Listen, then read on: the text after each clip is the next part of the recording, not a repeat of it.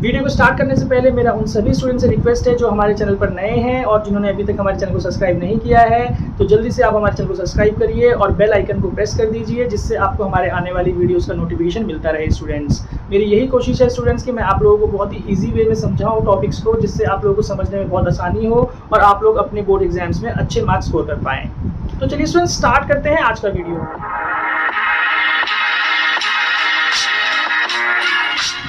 Students, आज हम exercise 7.5 के सॉल्यूशंस करने वाले हैं। एक्सरसाइज 7.5 में जो सॉल्यूशंस हम करेंगे वो हम सब्स्टिट्यूशन मेथड से करेंगे स्टूडेंट्स।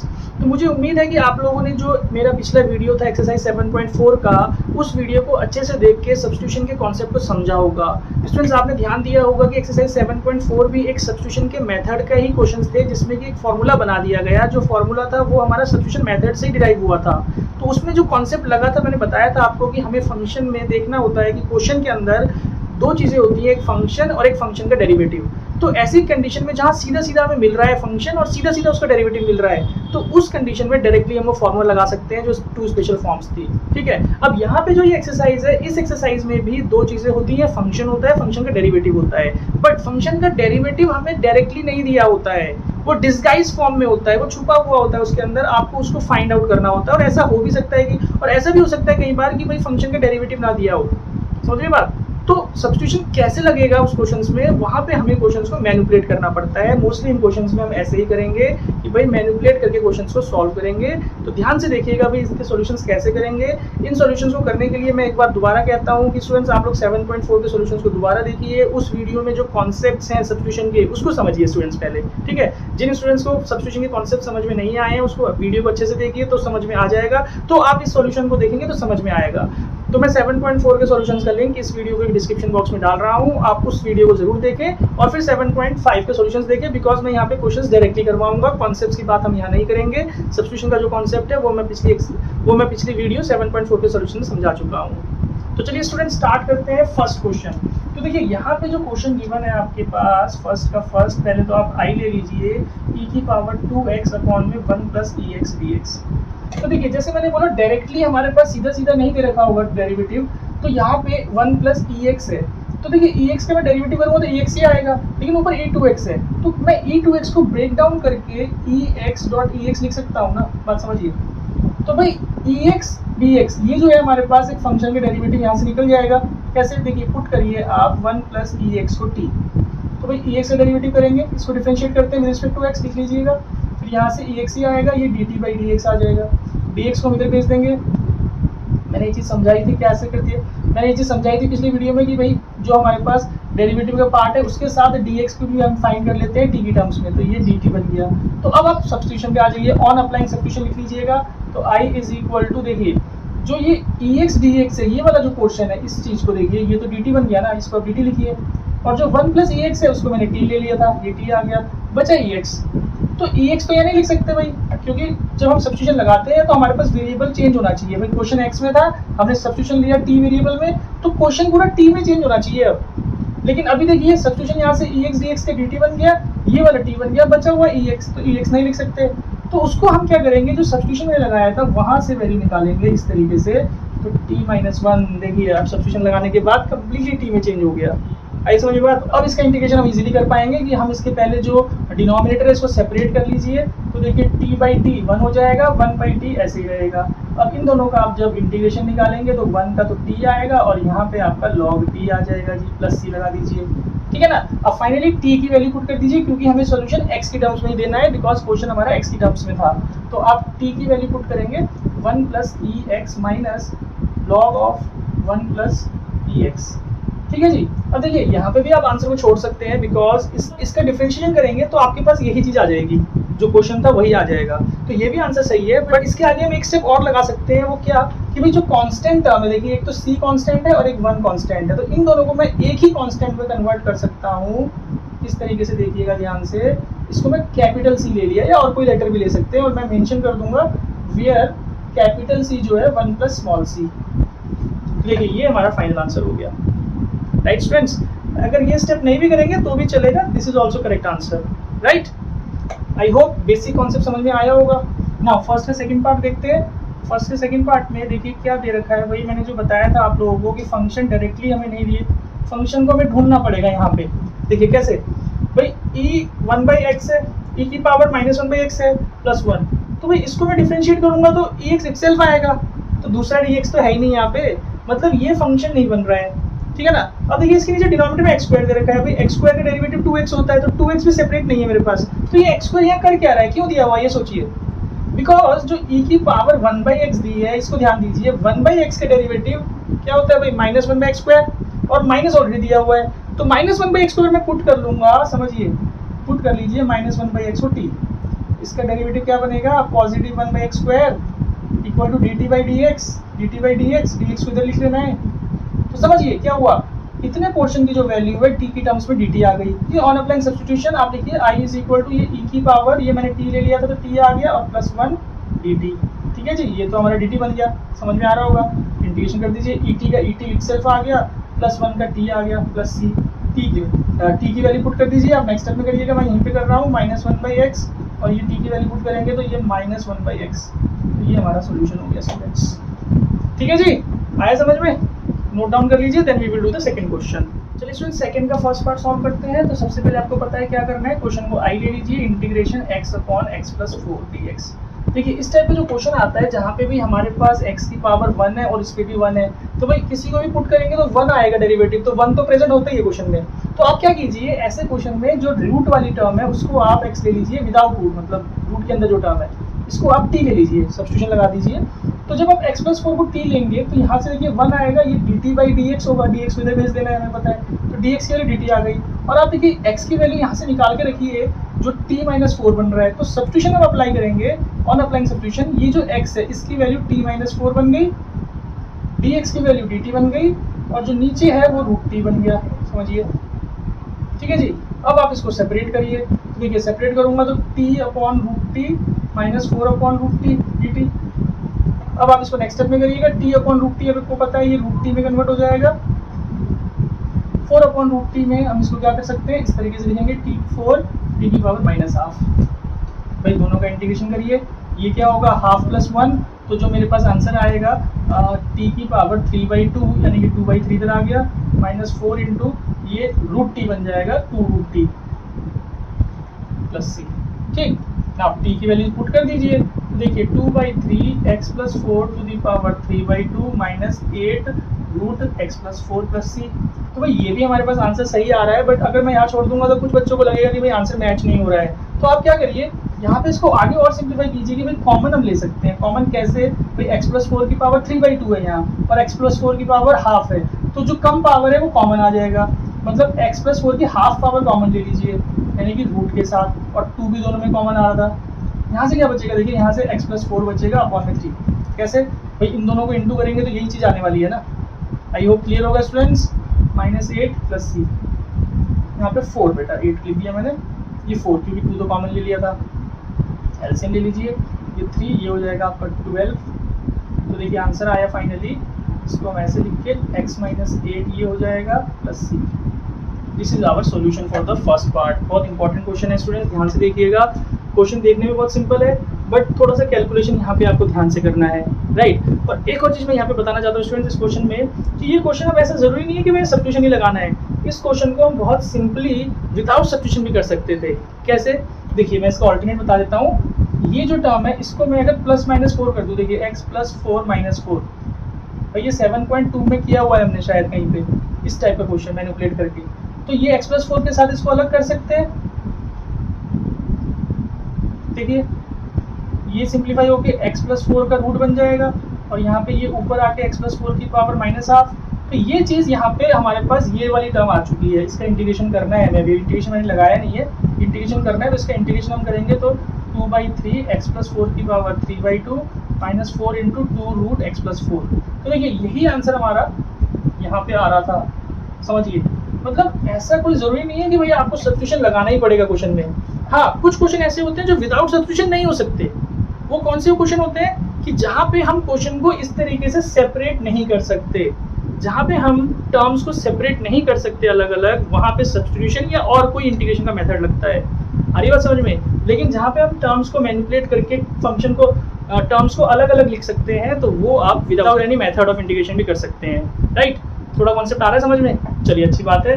ना क्वेश्चन नंबर सेकंड सॉल्व करते हैं। देखिए यहाँ पे भी क्या करना है, क्लियरली पता लग रहा होगा आप लोगों को। आई ले लीजिए, सेम ही टाइप का क्वेश्चन है, मैनिपुलेट करके भी कर सकते हैं या सब्स्टिट्यूशन लगा के मैं करूँगा। तो पहले आप x + 2 को t लगा लीजिए, तो यहाँ से dx = dt आ जाएगा।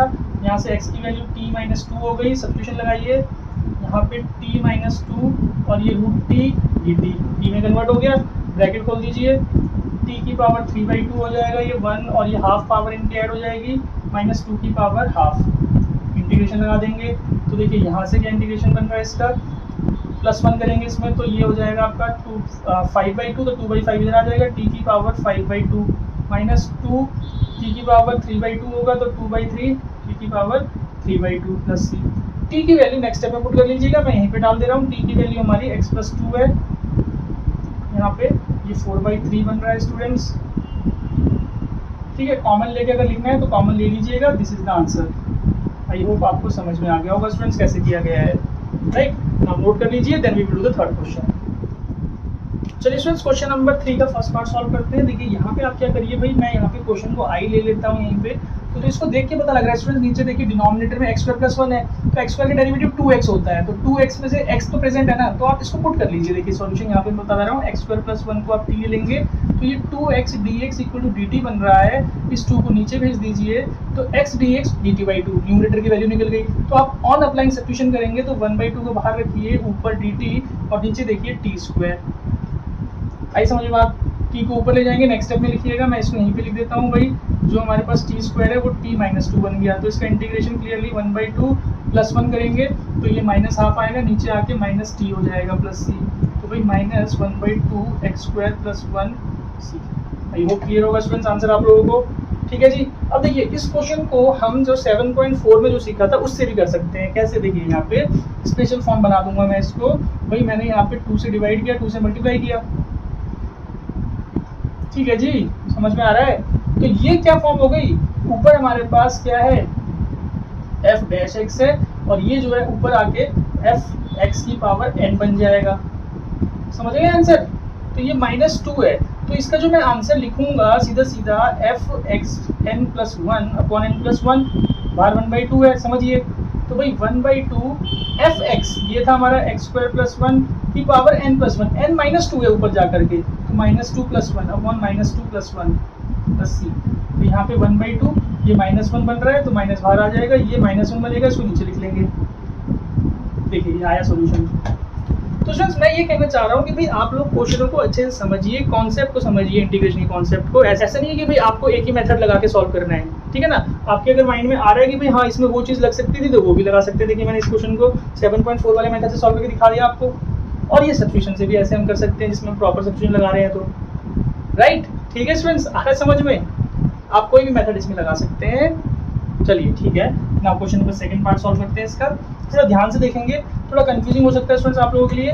भाई आप आई ले लीजिए क्वेश्चन को आई तो हम यहीं ले लेते हैं। चलिए तो मेरे को क्या करना पड़ेगा भाई, सब्स्टिट्यूशन लगाना है, तो मैं यहाँ पे इसको पुट कर लूँगा 4 + x को t, तो 4 + x को t ले लिया, तो यहाँ से देखिए dx = dt बन रहा है क्लियरली, और यहाँ से आप x की वैल्यू निकालिए t - 4, सब्स्टिट्यूशन लगाएंगे तो ऑन अप्लाइंग सब्स्टिट्यूशन ये जो x² है ये हमारा t - 4 का स्क्वायर बन जाएगा, dx dt बन चुका है, नीचे हमारे पास t की पावर 3/2 बन रहा है भाई, देखिए ठीक है जी, सब्स्टिट्यूशन लग गया प्रॉपर, हमारा सब्स्टिट्यूशन आ गया कि t में कन्वर्ट हो गया। अब आप इसको ओपन करिए पहले, भाई a - b का होल स्क्वायर लगाइए, a² - 2ab यानी कि 8x 8t और +16, ठीक है जी।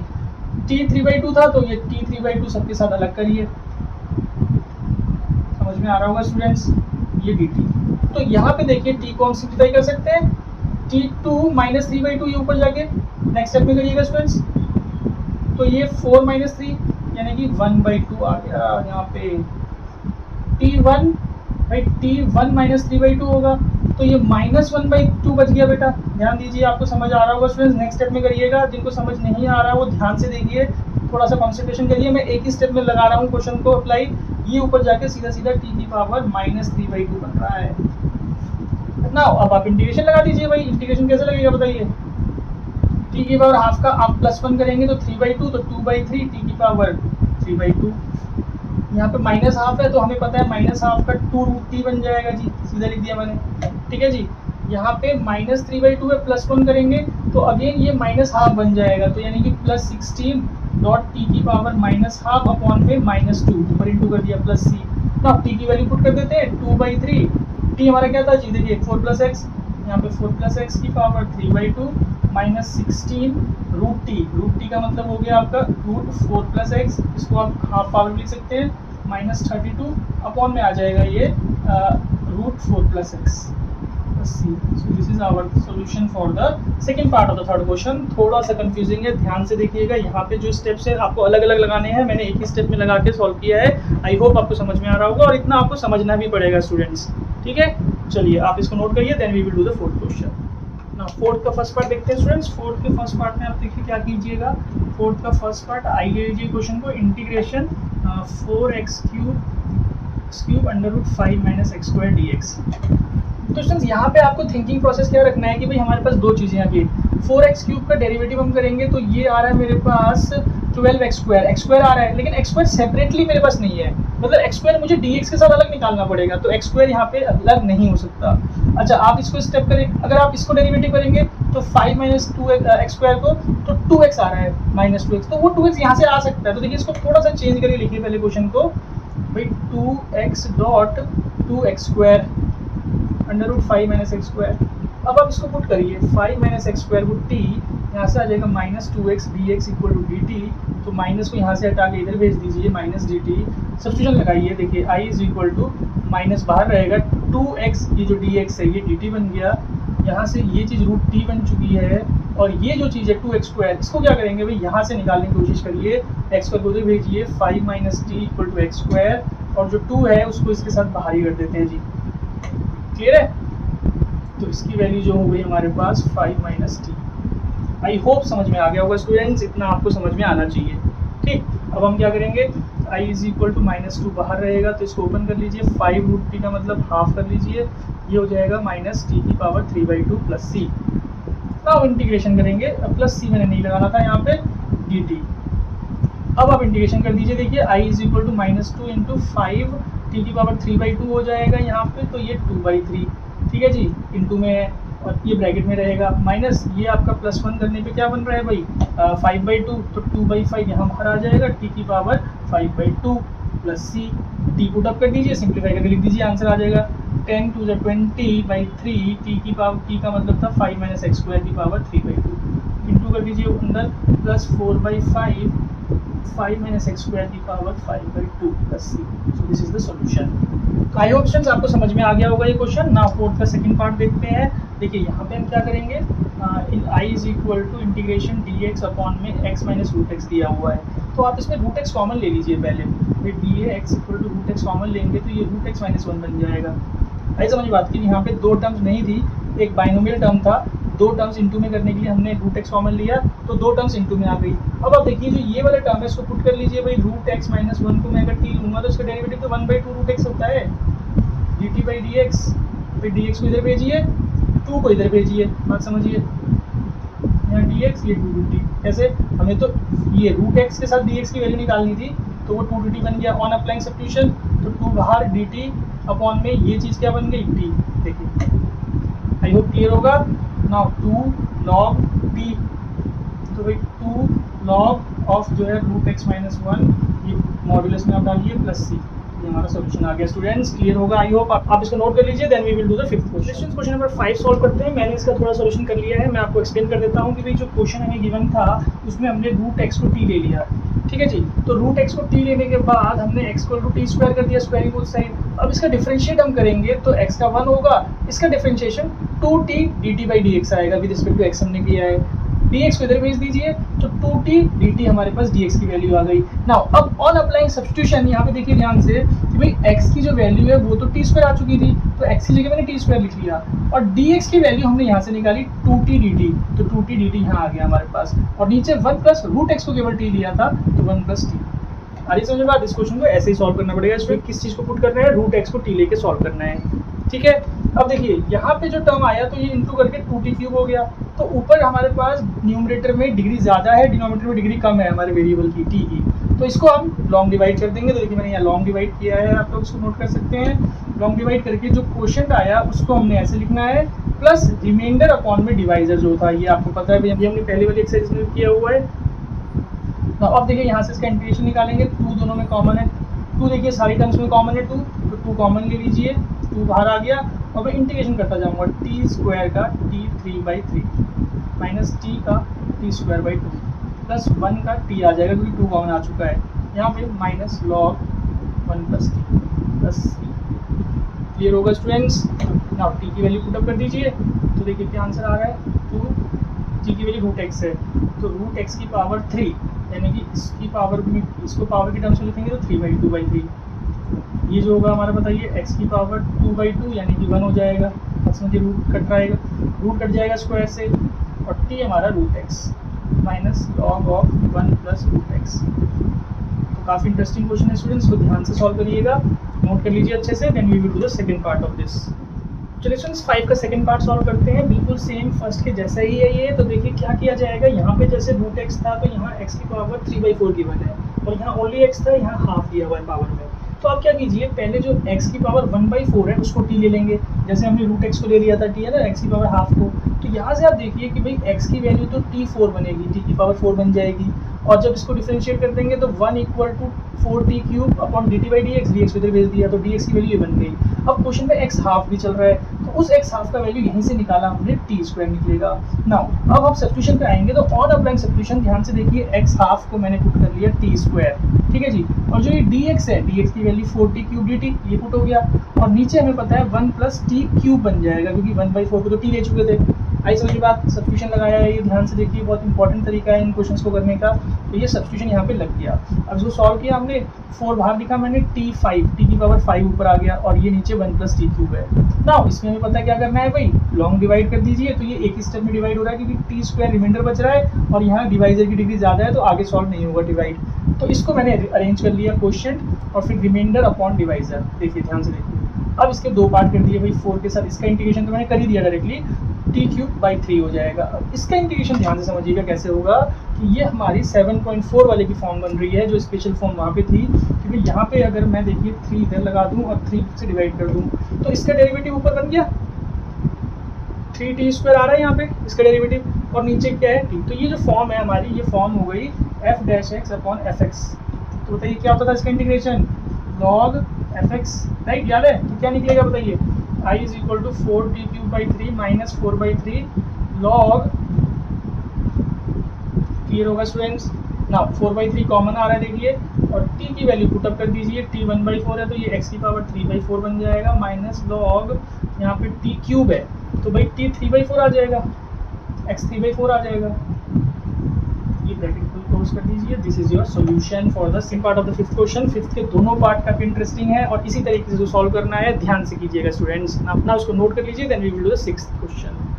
चलिए स्टूडेंट सिक्स्थ का फर्स्ट पार्ट सॉल्यूशन करते हैं। तो देखिए यहाँ पे हमें क्या करना पड़ेगा, आपने देखा होगा फिफ्थ के फर्स्ट पार्ट और फिफ्थ के सेकंड पार्ट में, जहाँ पे x की पावर जो है वो फ्रैक्शनल इंडेक्स है, समझ रहे हैं, जो पावर जो है वो हाफ 3/4 इस टाइप से है। तो यहाँ भी देखिए जो पावर है, जो x+1 की पावर हाफ और x+1 की पावर 1/6। तो इन क्वेश्चंस में आपको क्या थिंकिंग प्रोसेस रखना है कि भाई आपको इस तरीके से कुछ पुट करना है जिससे कि जो पावर फ्रैक्शनल में है, फ्रैक्शन में जो पावर है वो हट जाए, हमारी एक पावर जो है नॉर्मल नंबर आ जाए, नॉर्मल नेचुरल नंबर आ जाए, जिससे कि हम क्वेश्चन को सॉल्व कर पाए। ये हमें थिंकिंग प्रोसेस रखना होता है। तो देखिए यहाँ पे जो पुट किया मैंने भाई x+1 की पावर 1/6 को पुट किया, तो देखिए क्वेश्चन में कहीं पे भी नहीं है, बट हमने देखना है कि भाई अगर मैं x+1 की पावर 1/6 लूंगा तो ये वाली पावर हमारी क्या बन जाएगी, क्लियरली देखिए पता लग रहा है आपको, ये स्क्वायर बन रहा है और ये हमारा क्यूब बन जाएगा, क्योंकि भाई 1/2, बात समझ रहे हैं। तो ये चीज हमने अप्लाई की है, x+1 की पावर 1/6 = t। तो याद रखिएगा कभी इस फॉर्म में क्वेश्चन होगा तो आपको इस तरीके से 1/6 पावर लेके सॉल्व करना है, राइट। तो देखिए इससे क्या होगा कि भाई 1/6 इधर आके t6 हो गया, t की पावर 6 हो गया।